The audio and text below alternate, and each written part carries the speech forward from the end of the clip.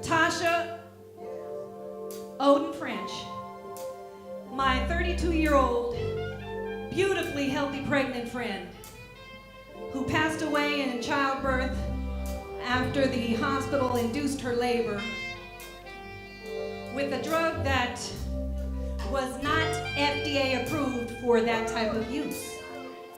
In December 2001, Tasha was 32 years old and just under 2 weeks past her due date when she entered a well-known hospital in Oakland, California. After feeling pressured by her nurses and doctor, Tasha finally agreed to give in to an induction. I said, "What did you decide to do?" And she said, "I went with the Cytotec because it was going to have a quicker, impact." When the nurse said that they were going to use Cytotec, I said, "Well, what's that?" And the nurse says, "Well, it's perfectly safe. We use it all the time." Tasha's mother, Maddie, went home to get rest and await the birth of her new granddaughter, as she was told that the doctors were going to perform an emergency C-section on Tasha. About 4 o'clock in the morning, I wake up and I just kind of knew something was wrong. When Maddie arrived to the hospital, Tasha was nowhere to be found. So I go down to the room that I'd left my daughter in the night before, and my son-in-law was there, and he was crying and hysterical. There's no bed in the room. It's just a big old empty room, and there was blood on the floor, and I said, and one of her earrings. And I said, "Where's Tasha?" And he said, "She's gone." Tragically, both Tasha and her daughter Zora passed away on December 28, 2001.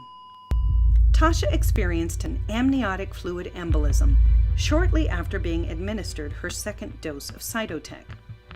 Tasha's doctor never informed her of the manufacturer's warning letter and the risks associated with inducing labor with this drug. Cytotec is the brand name for the drug misoprostol, and it is intended for exclusive use in treating ulcers. However, obstetricians all over the world are using this drug to induce labor in pregnant women. If used, it can cause abortion, premature labor, dangerous hemorrhaging, or birth defects. Doctors who prescribe this drug are specifically urged by the manufacturer to inform their patient that they should not use this drug if they are pregnant. A perinatologist, who also served as a director for maternal and child health, had plenty to share on the topic. The uterus, the womb, blows like a balloon has been blown too hard. It explodes. And when this happens, there's a very big chance the baby will die and a significant chance that the woman will die. This is a humongous obstetric emergency.